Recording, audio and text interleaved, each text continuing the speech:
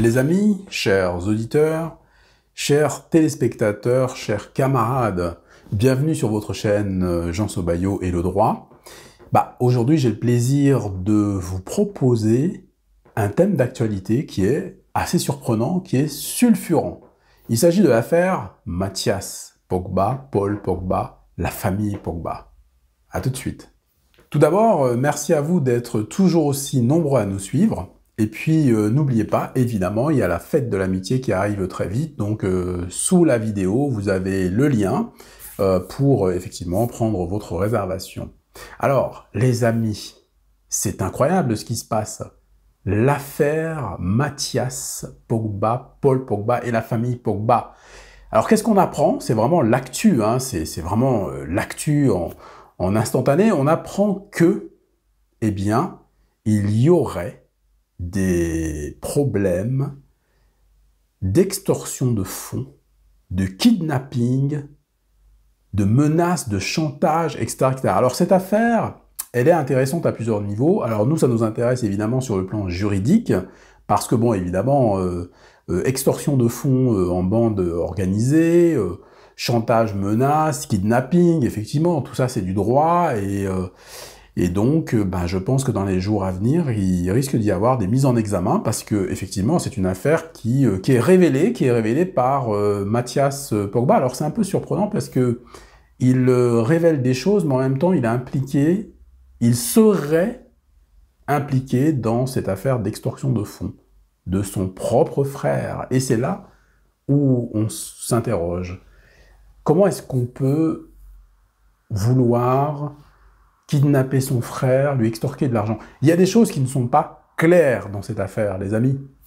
Donc, écoutez, on va faire un live spécial et puis on va faire venir des gens qui en savent beaucoup sur cette question, parce que on est très très intrigués. Le monde du football est secoué. Encore une fois, rappelez-vous, on avait eu l'histoire de la sextape avec Benzema, qui a été mise en examen, les amis, hein, qui a été mise en examen, Benzema, qui a été condamné dans l'histoire de la sextape, Benzema, Mathieu Valbuena. Voilà. Donc il y a déjà eu une histoire comme ça avec des footballeurs de l'équipe de France. Alors qu'est-ce qui se passe dans l'équipe de France, les amis? Il se passe quoi chez les footballeurs, dans ce monde du football? Bon, on a affaire à une bande de sportifs très bien payés, hein, des gens qui, normalement, n'ont pas de problème, en fait. Ne devraient pas avoir de problème, ils sont très bien payés, ils font ce qu'ils aiment. Qu'est-ce qu'il y a de mieux que de faire comme métier ce qu'on aime, sa passion, etc. Et on s'aperçoit qu'il y a des problèmes. Alors il y a des gens qui commencent à dire, évidemment, un peu partout, encore une fois, les Africains, etc. On va y venir, les amis, on va y venir. Mais dans un premier temps, cette affaire d'extorsion, etc., c'est pas du tout un problème africain, puisque on a bien vu, Benzema et Valbuena, c'est pas un problème africain, enfin, je veux dire, d'Afrique noire, hein, vous m'avez compris. Donc c'est un problème général chez les footballeurs. Il n'y a pas une notion de pays, de continent, etc. Faut pas qu'on s'embarque trop vite dans des considérations pareilles. Maintenant, concernant le fait que ce soit la famille, c'est une autre question. Sur la question juridique, je l'ai évoqué très rapidement parce que samedi, on pourra développer, effectivement, et puis vous expliquer ce que les uns et les autres risquent, ce qui va se passer dans cette affaire, puisque de toute manière, il y a une enquête qui est diligentée. Hein, oui, parce que face à des révélations comme ça, c'est certain que le procureur de la République va être obligé, à mon avis, de faire des mises en examen très rapidement. Mais ça, on va le voir en détail samedi. Maintenant, sur le plan social, on va dire ça comme ça. Alors, on parle quand même d'une famille, c'est-à-dire que c'est un frangin qui va dénoncer son frère, qui va dénoncer son sang. Alors, dans un premier temps, je me suis dit, j'ai cru que c'était un mauvais film. Alors j'ai regardé plusieurs sources, parce que bon, vous savez, les infos, hein, c'est toujours pareil, hein, faut jamais trop se fier à ce que les gens disent.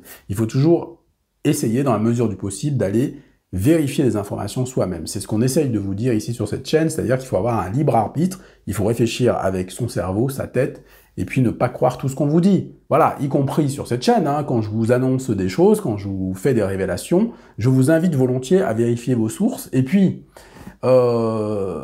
si par exemple, ça peut arriver à tout le monde hein, de commettre des erreurs parce qu'on ne sait pas, etc., il n'y a pas de souci. Nous ici, on est ouvert à la critique, évidemment, vous le savez, vous me connaissez les amis. Donc alors, concernant le volet social, on se pose des questions sur les valeurs africaines. On va en parler samedi. Où sont passées les valeurs africaines, les amis? Parce que effectivement, un problème familial, alors là, pour le coup, ça se règle en famille. Je pense que beaucoup de gens vont être d'accord avec ça. C'est-à-dire que, bon, Mathias Pogba, moi je le connais pas, hein, Paul Pogba, voilà, on le voit parce que c'est un footballeur qui est connu, etc. Mathias, a priori, qui est l'un des frères jumeaux, parce que Pogba a donc 2 frères jumeaux. Et donc, du coup, je ne comprends pas bien pourquoi il balance ça sur la place publique. Il y a quelque chose qui ne va pas, mais on va le savoir très très bientôt, les amis. Eh bien, écoutez, vous qui regardez cette vidéo, si vous avez des informations, n'hésitez pas à me contacter par mail, parce que samedi, on va essayer d'aller un peu plus loin et d'apporter, comme d'habitude, un angle différent, une réflexion, et puis apporter des petites révélations. Alors, samedi, il faut préparer évidemment le chocolat, le popcorn, et puis, bah, vous allez voir, il y a un développement qui va arriver, et puis entre-temps, eh bien, comme le procureur de la République a pris connaissance, évidemment, de cette révélation, de cette histoire, il y a des enquêtes qui sont menées, donc on va découvrir des choses. Et d'ailleurs, il semble que Mathias Pogba ait promis de révéler des choses, des histoires de marabouts, etc. On va en parler tout de suite, les amis, hein, et puis on va développer ça samedi. Alors, les amis, c'est chaud. C'est très très chaud, cette affaire. L'affaire familiale, il me semble que en Afrique, ce sont des affaires qui sont sacrées, qui, on va dire, étaient sacrées jusqu'à présent. Est-ce qu'on ne franchit pas un palier supplémentaire? J'ai du mal avec cette affaire quand même, parce que ça fragilise, de mon point de vue, comment dire, le sanctuaire, le véritable sanctuaire qu'est la famille. Je suis dépassé, je ne comprends rien à tout ça. Mais comment est-ce qu'un frangin peut faire ça? Il doit y avoir une raison. Mais quelle est cette raison, les amis? Alors, ça risque d'être choquant, hein. Je pense que cette raison peut choquer les gens. Il y a des choses hein, qui va balancer, mais ça va être très dur, hein.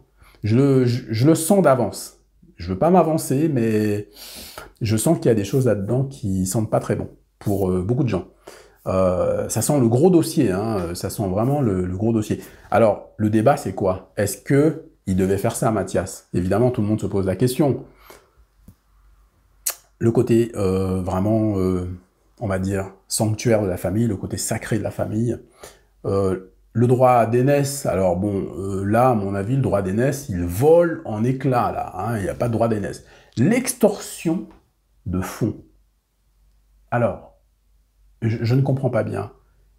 Ça veut dire que Mathias a organisé cette extorsion de fonds de son propre frère.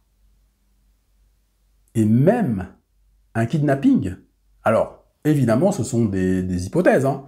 Alors, il y a des gens qui affirment, hein, mais moi, j'en sais rien. Je veux dire, il faut vraiment qu'on soit très prudent et qu'on écoute, hein. Mais il y aurait effectivement eu kidnapping, extorsion de fonds, etc., etc. Bon, après, l'enquête du procureur de la République va nous en dire un peu plus, hein. On en saura plus. Et puis, évidemment, les révélations de Mathias sont évidemment à prendre aussi au sérieux. Alors, les marabouts. Enfin, quand j'ai eu vent de cette affaire de marabout, je suis resté scotché, les amis. Alors dites-moi, parce que moi je comprends rien à ces affaires-là. Peut-être que j'ai trop vécu en France. En fait, je suis venu tout petit, hein, donc je ne sais pas si c'est lié au fait que j'ai pas assez vécu au pays ou pas. Mais je ne comprends pas. Est-ce que c'est vrai? Est-ce que c'est pas vrai? Parce que je vois tout le temps des gens, vous savez, vous baladez, ils vous balancent des cartes. Allez, marabout, machin, je vais te lire ton avenir, je vais te décrire ton passé, je vais t'aider à soigner telle ou telle maladie, etc. Est-ce que c'est vrai? Est-ce que c'est vrai déjà ces histoires de marabout?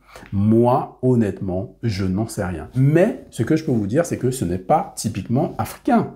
La sorcellerie, des choses comme ça, parce qu'à chaque fois quand on parle de sorcellerie, On fustige toujours les Africains. Et c'est là où je ne comprends pas, puisque la sorcellerie, elle a toujours existé dans tous les peuples. Bah, rappelez-vous, à l'époque médiévale, vous voyez très bien les films, là, etc. C'est pas que des films, hein, c'était la réalité. On brûlait les gens, hein, bah, la plupart du temps pour rien, on les prenait pour des sorciers, des gens maléfiques, etc., alors que c'était pas du tout le cas, hein, en fait. Hein. Bon, bref, la sorcellerie a été évoquée dans toutes les civilisations. Donc, c'est pas une affaire de noir. Donc, dans un premier temps, il faut quand même sortir de ce complexe d'infériorité qu'ont les uns et ce complexe de supériorité qu'ont les autres. Donc moi, je replace quand même le débat là où il doit être. Hein. C'est-à-dire que là, on a une affaire familiale, juridique, et puis on a des supputations de sorcellerie, etc. Bah, écoutez, si vous en savez pas mal sur le sujet, si vous êtes très documenté sur le sujet, si vous avez eu des expériences qui vous amènent à penser que tout ça existe vraiment, je vous attends samedi. Alors samedi, je vais inviter évidemment, hein, comme d'habitude, des personnes un peu spéciales. Donc des gens qui sont spécialisés dans le monde du sport. Donc bon, tu sais déjà que je m'adresse à toi, hein, toi qui vas regarder cette vidéo-là, parce que tu connais très bien le monde du sport. Et tu connais les affaires familiales, voilà, les Pogba, etc. Tu pourras parler de tout ça tranquillement. Ça risque d'être très intéressant. Et puis, bah, n'hésitez pas donc, vous me contactez. Vous avez évidemment toutes nos coordonnées en dessous. Hein. M'envoyez un mail si vous voulez intervenir lors de ce live pour que j'organise ce live de manière à ce que tout le monde puisse intervenir et qu'on ait des personnes qui vont vraiment nous apporter des choses enrichissantes. Et j'attends vraiment avec impatience ce débat parce que j'ai envie de comprendre pourquoi Mathias, qui bon, est le frère d'un footballeur vraiment très connu, après qu'il ait beaucoup de talent ou pas de talent, ça c'est encore un autre débat, Paul Pogba qui est très connu, qui gagne beaucoup d'argent, normalement, quand on est un footballeur et qu'on gagne beaucoup d'argent, normalement, sa famille est tranquille. Enfin, je veux dire, vu les millions que ces sportifs gagnent, normalement, il ne doit pas y avoir de problème économique, de problème financier. C'est pour ça, c'est assez surprenant. Extorsion de fonds, 13 millions qui auraient été déjà détournés. Bon, c'est pas rien, hein. Là on parle en millions, là, hein. On parle pas en milliers, hein, en centaines de milliers, là on parle en millions. Donc c'est quand même pas rien. C'est incroyable. Et puis il y a aussi une affaire, enfin il y aurait aussi une affaire, on évoque également Kylian Mbappé. Alors là-dessus, parce que bon, j'ai vu quelques, j'ai vu quelques informations, mais je vais vous dire honnêtement, j'attends le live de samedi pour qu'on puisse les évoquer parce que j'ai entendu des choses qui, moi, m'ont un peu sidéré. Enfin, je suis resté sans voix, donc j'attends samedi. C'est mieux, c'est mieux. Pour revenir sur cette affaire de Marabout et Kylian Mbappé, bah, je suis un peu étonné. Bah oui, parce que apparemment Paul Pogba aurait essayé de faire en sorte qu'il y ait on va dire, du marabout, hein, qu'on maraboute Kylian Mbappé pour que, quelque part, il fasse peut-être moins de performances et que Paul Pogba soit mis en avant. Bref, ce sont des supputations. À ce stade, on n'en sait rien. Bah, vous, si vous savez des choses, si vous avez des informations fiables, n'hésitez pas à nous rejoindre par rapport à ça. D'un point de vue footballistique, bon, soyons clairs, hein, là, par contre pour les personnes qui suivent le foot, bon, il y a pas photo entre Kylian Mbappé et puis Paul Pogba. Enfin, ce sont deux grands footballeurs. Paul Pogba, franchement, il a du talent quand même, hein, parce que je sais qu'il est décrié de temps en temps, mais pour arriver à ce niveau-là, pour jouer dans des clubs comme Manchester, Juventus, bon, désolé les gars, hein, mais si tu vois, si t'as pas de talent, tu joues pas à Manchester, tu joues pas à Juventus. Hein. Non, non, ils sont pas bêtes. Hein. Ils savent, ils ont beaucoup plus d'expérience que nous.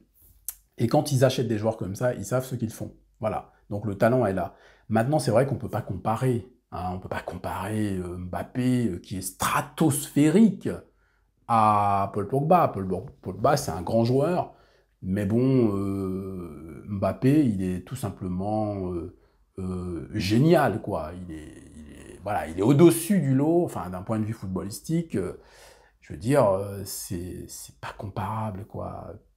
Mbappé, il y a des problèmes autour. Moi, je me rappelle de la dernière compétition là, de l'équipe de France où on l'a accusé d'avoir sabordé l'équipe de France, etc. Franchement, c'était une injustice. Je voulais en parler, hein, je voulais en parler, mais bon, après, on est passé à autre chose. Mais je voulais quand même dire que, attendez, vous n'allez pas nous refaire le coup de Yannick Noah quand même.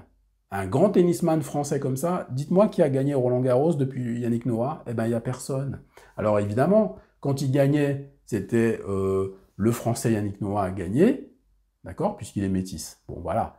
Et quand il perdait, c'était le Camerounais. Je me souviens très bien, hein, j'ai vu tout ça. Non, les amis, c'est bon, quoi. On va pas nous refaire le coup deux fois, hein. Donc, Kylian Mbappé, c'est un super grand joueur, c'est un joueur extraordinaire. Je pense que c'est le joueur de football le plus talentueux que la France ait eu jusqu'à présent, hein. Je dis ça, je dis rien, mais bon, voilà. C'est le plus talentueux, ce garçon-là. Et vous voyez, il est hyper jeune encore, hein. Et il ne faut pas l'empêcher de progresser avec des bêtises. Des bêtises, le racisme, voilà. Il est métis, il est tranquille. Puis quand on l'entend parler, c'est un gars tranquille. Donc voilà. On avait eu un débat d'ailleurs sur cette chaîne, sur le métis est-il noir? Je me rappelle. On en a parlé de Kylian Mbappé il y a déjà plus d'un an, etc. Donc voilà. Après, j'espère que, pour lui en tout cas, que cette affaire de marabout, ça ne l'a pas affecté parce que le dernier match contre Monaco, je peux vous dire que j'ai regardé des extraits, j'ai pas reconnu Kylian, hein. Je me suis dit, ah, il y a un truc bizarre. Et puis, paf, il y a cette affaire qui sort. Je me suis dit, mais est-ce qu'il y a un lien? Ah bah les amis, samedi, ça va être chaud bouillant. Bah écoutez, merci en tout cas de nous suivre. Et puis, qu'est-ce que cette chaîne est intéressante. Franchement, même moi, animateur principal, j'ai hâte d'y être, hein. Alors, je vous donne rendez-vous samedi à 21 h pour un live exceptionnel sur cette question d'actu. Et puis, la semaine prochaine, vous allez voir, je vais vous révéler des choses très très étonnantes. Voilà. Eh bien écoutez, les amis, évidemment que nos ancêtres vous protègent et nous protègent tous. Et puis, bah, on se donne rendez-vous samedi à 21 h. À samedi.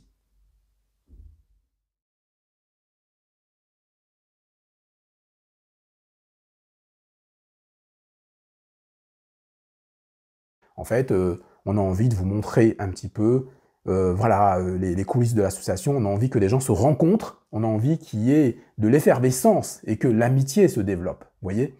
Donc, et bien sûr, n'oubliez pas de liker, de partager, de vous abonner si ce n'est pas encore fait.